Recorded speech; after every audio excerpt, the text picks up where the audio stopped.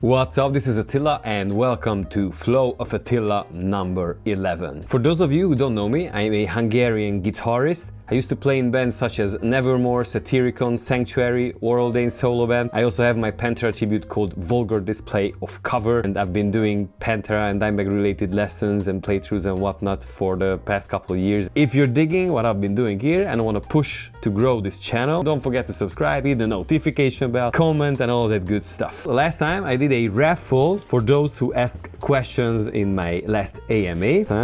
Here are all the names, so let's see who won today's raffle.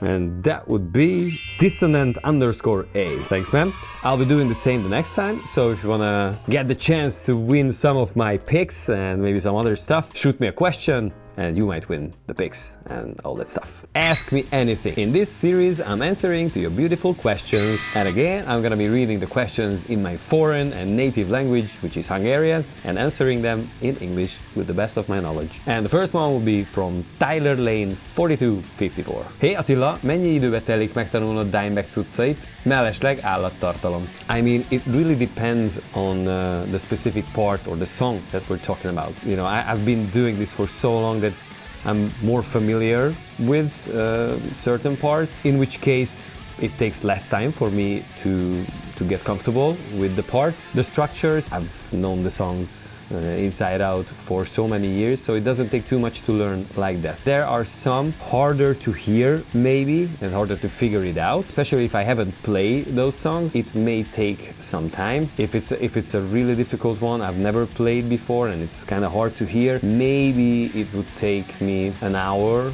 and a half to figure it out. While I'm learning it, you know, I can kind of start to visualize the riff. I practice it maybe for an hour, 2 hours maybe, and then the next day or some days later it will already get better. I have to make sure that I know this, like each part, and then once I get comfortable with like the more difficult ones, I can put the whole thing together. And also, to be honest, the listening part that I've been putting in, just because I've been a huge fan, has been a great help. That's like the riffs and the solos, those are the more tricky ones. I would say it's kind of the same, like an hour and a half to figure it out, what's going on, if I can figure it out, and then get comfortable. It may take a little more, but I mean, at this point, I think I've played most of their catalog from the Cowboys to the Reinventing the Steel albums at least once or twice. We played Vulgar Display of Power, Far Beyond Driven and Trendkill in their entirety. At one point I knew all the songs from those, at least half of Reinventing the Steel and more than half of Cowboys. There's like Message in Blood, maybe Heresy, that I've never played. On the last annual Dimebag tribute show with Dino, we played half of Cowboys album, and the next time, January 4th, we're gonna be playing some more songs from that album. I guess there's like maybe 3-4 songs from Reinventing the Steel that I've never played before. Everything else I just have to refresh and maybe relearn. I hope that answered the question. So I probably am not the best example when it comes to, you know, how long does it take for me to learn a song from Pantera, because I've been doing it for so long. It takes less time, but it doesn't mean that they're easy songs to learn, so keep that in mind. The next question would be from LPPL123. Hali, régi követő, először kérdező. Említetted, hogy szeretnél több bulit csinálni a Pantera tribute zenekaroddal, hogy nem tudsz. Én 100%-kal megnéznének titeket Litvániában, és tudom, hogy mások is. Amúgy már meg akartam nézni a bulitokat Magyarországon, csak az időzítés volt mindig rossz eddig. Amúgy pedig kellemes ünnepeket, remélem valamikor találkozunk személyesen. Yeah, well, thanks man for following for long, and thank you for the question also. It would be nice to meet in person one day, hopefully sooner than later. And regarding why we haven't been doing too much shows, especially like abroad with my Pantera tribute band, there's not an easy answer to this. I mean, I'm a firm believer that the only way possible to do such things would be if everybody would be like 110% involved and everybody would be on the same page, dedicated the way I used to be, and it just simply never was the case. For a while I used to have some hopes that it may happen one day, and I'm not saying that it won't happen ever. When we started the band, we had another singer. He left and he kind of always used to have his own things on side. Now our drummers have been playing and touring in bigger Hungarian pop acts. It's almost impossible to book shows ahead and plan anything ahead with them because they're just simply always busy throughout the year. Yeah, it's difficult, especially like with the drummers. We have like Bela and Matt. They're such a big part of this band and the sound of this band that I just simply wouldn't want to do too many shows without them. But also, as of myself, I mean, I've been touring with other bands the past couple of years. It's hard to build something if everybody is, you know, having other stuff. I really used to want to do this. At the moment, I don't see this happening anytime soon. But I could be, you know, wrong on this. Would be nice. Yeah, we'll just have to see. In the meantime, I would highly recommend you, if you can come to watch at least our annual Dimebag tribute show, which always takes place early January. There's a time that everybody's available from the band. And then the next question would be from Andres.Pantera. Üdv Attila! Milyen vastagságú húrokat használsz standard E-hez és D-hez és más általánosabb hangolásokhoz? Illetve mely márka a kedvenced? A videóid a legállatabbak. For standard E, lately I've been using 9-42s. I used to use 9-46s, but I kind of like the lighter strings. For standard D, it depends on the gig that I play. If there's not that many solos, like for example with Satyricon, I used 10-52s, but if it's with my Pantera tribute band, I actually got kind of a custom set of strings from Ernie Ball, which answers the second part of your question. I've been using Ernie Balls for quite a while, and that has like a set of 50s, 38, 28, 16, 11, and 9. It's kind of close to what Dime used to use, so it's a lighter set of, like, I guess we could say like a hybrid set of strings, so I've been experiencing with that. And if I would want to tune down to C sharp, let's say, or drop B, I could use nowadays the 10-52s. And regarding the brand, for the past couple of years I've been using Ernie Balls, the Slinkies. I mean, I really like them. They stay in tune, they don't break easy, which I absolutely love, but I'm not a firm believer in you know, really specific brands, as long as it's not the elixir kind of string, which has always been unusual to me. I used to use DR strings back in the day and SIT strings for quite a while. Also tried, of course, Diaderio. They're all good strings. It's an Ernie Ball endorsement thing going on with them, which helps me to get these custom sets. And also they are like available everywhere in the world, so it's fairly easy to get the same or similar that I use anywhere in the world. Thank you. And then the next question would be from Dissonant_A. Congratulations for winning the raffle, man. Nem hiszem el, hogy már a 10. epizódnál járunk. Nagyon várom ezeket minden héten. Érdeklődnék, melyik minden idők 5 legkedvesebb albumod a számodra? Oh man. Yeah, this is a difficult one. I would say number one is very easy. That would be Official Live from Pantera. That's the biggest game changer in my life, period. Number two, I would probably say Death Heart in a Dead World from Nevermore. That was also a big game changer. Came a little later when I already played guitar. That was also a big part of it. Just hearing Jeff's amazing playing. The songs, the riffs from start to finish is just a perfect album. And then I'd probably say Queen Night at the Opera. That's such a fun and diverse, just a beautiful album. It has so much to offer. I would need something different than metal. And then, now it's getting really difficult. I would probably say Life is Peachy from Korn, because of the vibe and the darkness of it. To me, that's also an album, the first song, until the end. It's such a journey. To me, it's an amazing album, which I like a lot. And then, I'm struggling to say it's whether it would be one of the first Slipknot albums, probably the first one, or the first System of a Down album. It's impossible to choose almost, but I think I would say nowadays I would say System of a Down, because it's just a more upbeat, fun album, and I have Darkness already in my top 5. So I would want more fun to include in that top 5. So I would probably say System of a Down, the first album. A close second from System would be Mesmerize for me. But also, yeah, really miss that first 2 Slipknot albums. They were also big game changers for me. So yeah, that was a difficult question. Okie dokie. From Moody 9438. Fali Attila, egy ideje fanod, és mióta követem a YouTube csatornádat, arra inspiráltál, vegyem komolyanban a zenét. Mindig is érdekelt, mit javasolnál annak, aki most kezdi a saját bandáját, projektjét, legyen szó felszerelésről, vagy megtalálni a megfelelő zenésztársakat, meg hasonlókat. Küldbe kapcs. Well, regarding the gear, it's probably the easiest to answer. I would say whatever you have and can afford at this particular moment of your life, just try to make the best out of that specific gear. If you have the chance to try something out, like other people's gear, that's also a good way to get social and, you know, share licks and knowledge and just, you know, get to know more people from this music scene. That would be my main advice. I mean, it's really great to watch these videos online, these test videos and whatnot, but it's always very different to actually try it out and dial it in and tweak it to your liking. Just also the process can teach you so much. But whatever you have, go with that. Don't wait for the next big gear to have. When I used to be younger and when I started to play music, we went down to these rehearsal places that had amps and just, you know, plugged that in. Whatever I had, I went with that.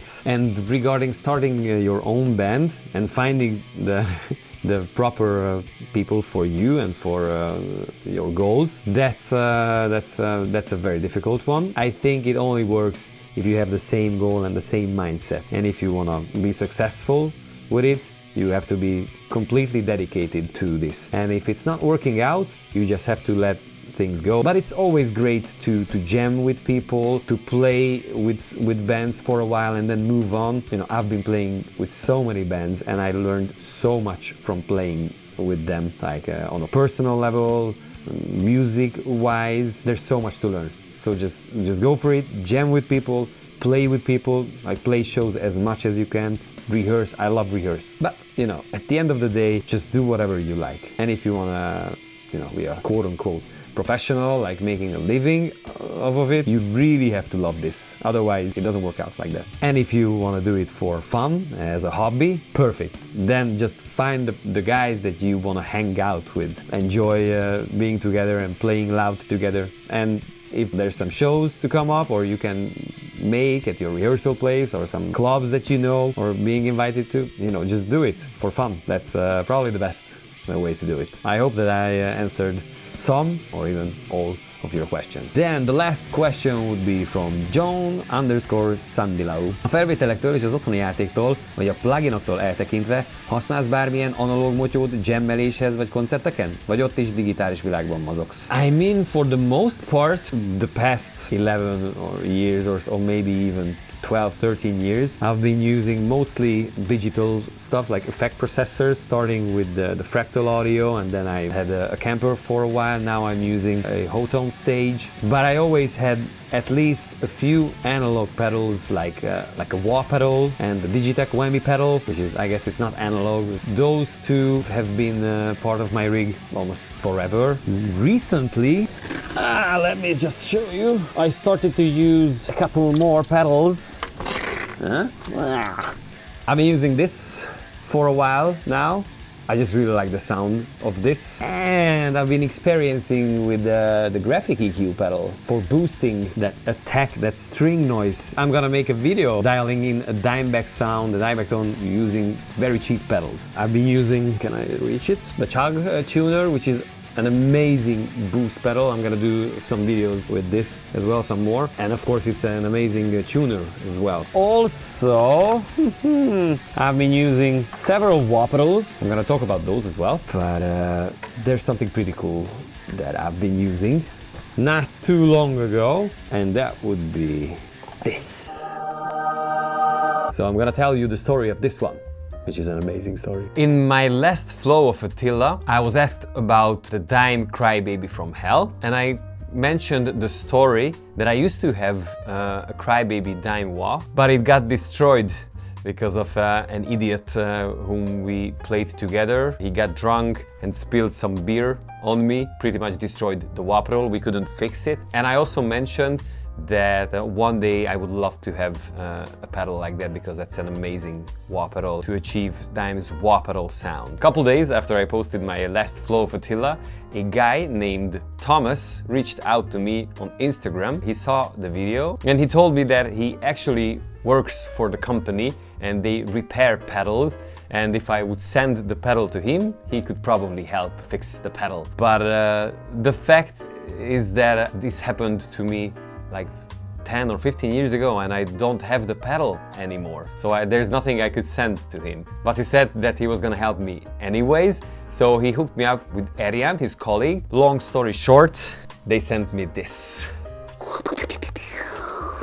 A brand new CryBaby from Hell pedal. Yeah, I mean, I just want to say thank you very much, Thomas and Arian, and for all of you who've been supporting me and helping me over the years, for the patrons that I have on my Patreon site, and you know, just people that I came across and been nice to me or helping me in any shape or form. It's overwhelming, it's very humbling, and I feel very lucky. I just hope that I can give something back, and I'll be working on that to do that more. So, funny enough, after I posted a picture that I had this pedal, I got quite a few comments on how to set up like Dimebag did, because there's so many options with this pedal that it's kind of difficult to find the sound that Dime used to have. Maybe I can talk about that and show you how I think it's set up the closest. For those who own and know the pedal, you're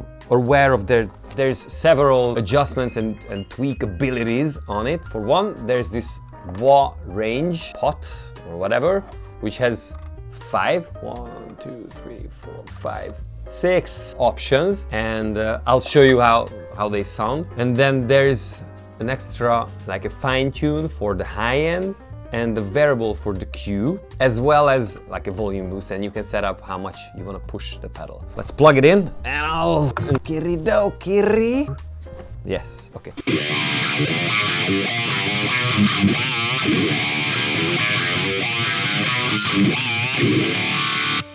This is a riff that I usually go by to see how close wah pedal sounds to Dimes. The way I set it up now, the fine tune, I go all the way up so that it gets that clickiness.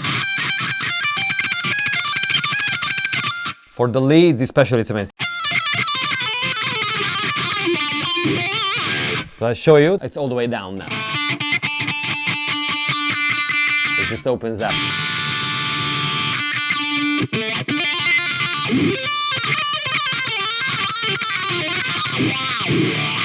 Regarding the position, I'm using it in the 5th position now, struggling in between the 4th and the 5th. I'm just gonna show you the 1. If I set the 1,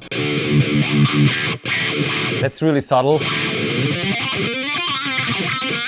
It's like a more old school wah pedal sound. If I go all the way down, the range gets bigger.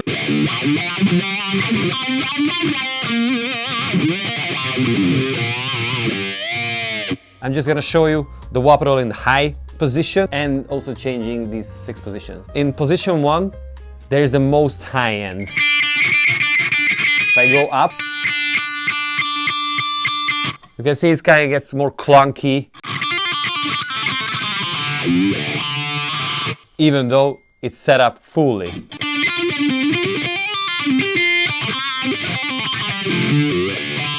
I think it sounds closest the way the Dime used in the 5th position.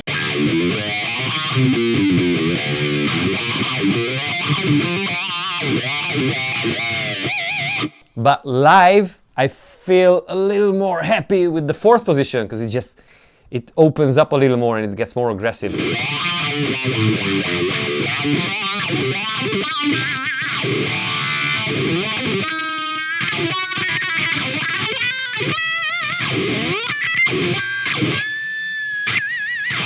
Just screams more. There's one other thing, setting the Q, which is probably the most important part. So let me show you if it's in the minimum position, you can barely hear the difference. Minimum, and then there's the max. It gets really scooped.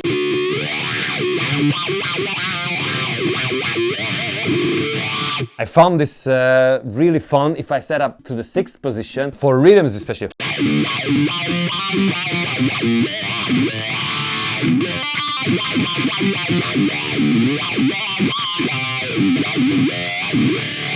But it's way too much for dime sound. Around maybe 70% when it gets clean for palm use. It's a little too much. Here somewhere. A big enough range, but it's also super clean in the down position.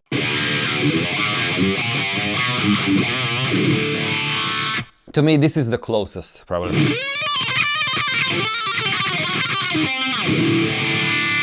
There's so many options to your taste. This is one of the most versatile wah pedals for sure out there, and yeah, it's just a lovely one. So last but not least, I'm gonna show this in a musical context.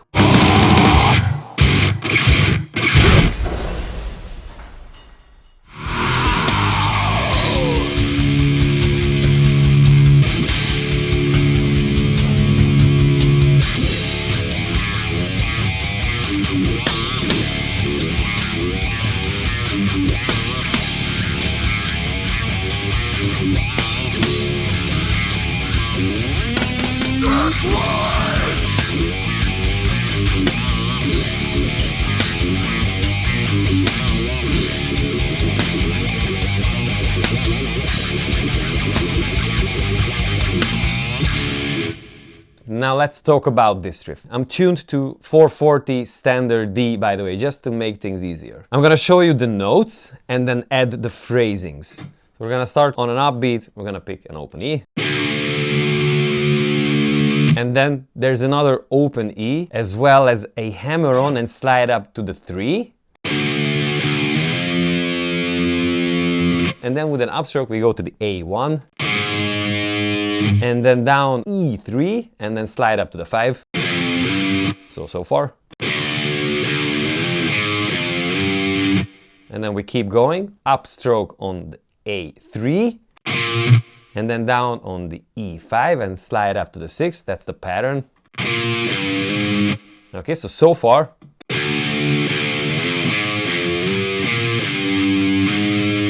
And then up on the A4. Down on the E6, and then up on the E5, and then go back to the A3. It becomes an alternate picking by the end. So the whole thing.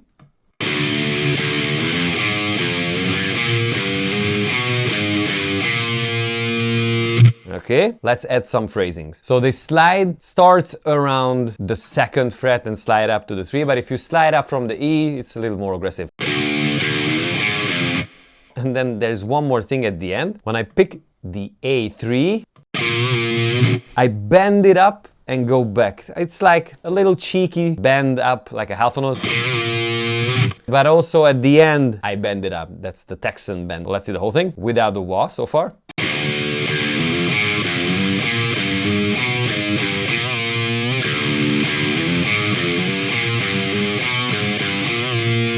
On the studio version, I hear him playing, like I think it's in round 3, instead of playing the 2nd time an open E, starting straight from the 2nd fret, which would sound like this. See, instead of... Live, it's mostly open strings and then hammer on and slide up. And also live, he used to play some palm mutes, going back from the A4 to palm mutes on the E6 and 5, which would sound like this. And then finish it with that bending on the A3. Sometimes even at the little pinch harmonic.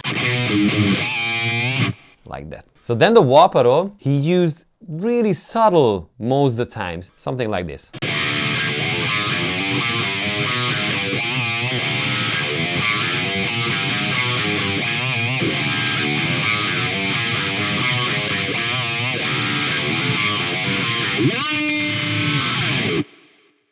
And then every once in a while you can add a little more, especially the beginnings I liked.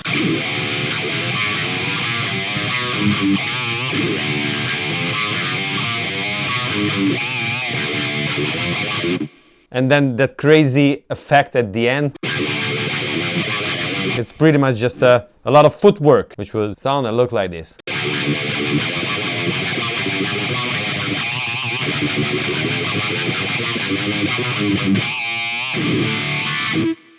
And add some ghost notes just to make it more aggressive.